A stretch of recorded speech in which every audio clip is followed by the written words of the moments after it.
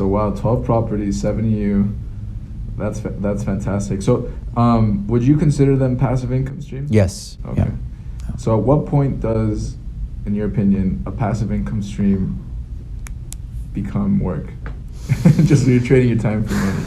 So the good thing is, so the first answer to that is, I think at the moment that we decide to, instead of having 7 or 12 separate properties, we decide to just buy one large property and rent all the units out and keep the management of that one and be able to grow. So you own a complex with your family?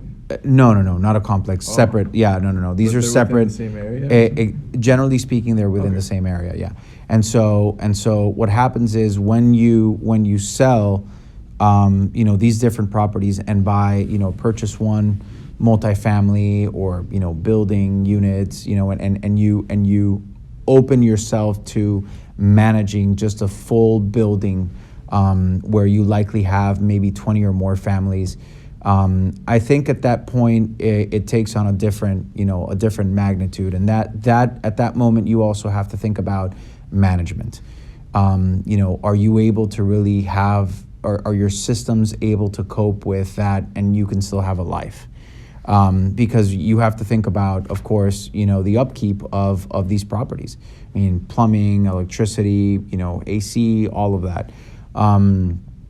And so, and then the follow-up to that is, well, that would just depend. I mean, do I just want to kind of just live off of receiving rent and making sure that I manage something well enough to receive rent and then forget about all our other businesses, or do we just, want to continue how we are now, which we have that as a stream of income, and we think it's passive because it covers our costs. It covers our living expenses and makes sure that we're comfortable, and any other businesses that we do just bring up, are adding to our capital and are adding to our wealth. So you don't really have like a set line that is crossed in regard to when passive income becomes trading your time for money. It's just kind of like, I think how can we maintain the income stream? Yeah, and we'll do whatever it takes. when that really happens, that line that you cross is when this stops being this something that secondarily helps you cover your costs, and it becomes your primary source of income. Mm-hmm.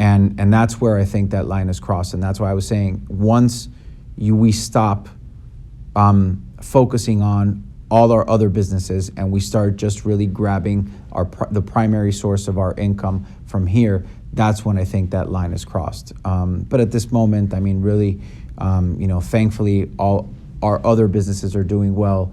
So, if, we lose 2, 3 of these apartments or of these properties, we'll be able to cope with it, and we'll be able to continue on with our lives, thankfully. So that's where I see that the line is crossed between passive income and primary source of income.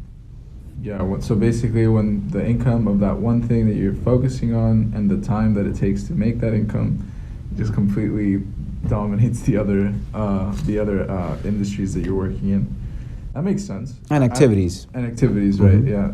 I mean, I had a very great mentor when I wouldn't necessarily call him a mentor, but I would just call him somebody who gave me a lot of knowledge on financial literacy and financial freedom. And he told me that, and I agree with him, even though it's like tough to agree with, that passive income stops becoming passive income by definition in his eyes, and he lives off of just passive income. He doesn't have to work.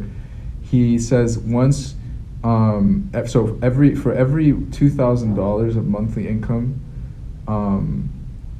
5 hours has to be spent making that. So once you pass 5 hours to make $2,000 of monthly income, then it's not passive income anymore by definition. That's what he told me. It's obviously opinion based. Well, and I love that. That could be a good barometer, though. Yeah, and that's tough to get to, and it takes a lot of saving ultimately. And I think it takes. I'll tell you something, Peter. I honestly think it takes you looking over your fears, and it takes creativity. For sure. Yeah, I Gotta think be creative. you have to be creative enough to make sure that your strategies are actually well executed. Right. That's one thing, and then the other thing is, I kid you not, you can look for a place that you'll have to save some money, of course, but you'll be able to afford a place like some of the ones that we've mentioned here in this conversation today, Recurring cash and flow, just producing. exactly, and then and honestly, it's the first step that you take that gets your jitters, that kind of like really takes your jitters away, and that first step is what really puts you in a position where you see that now things are possible. And I think that's what it really is. I actually like the numbers that he put on it, to be very sincere. Yeah. I hadn't thought about it that way. Yeah, But I think I would agree. This guy this is what he does. Yeah.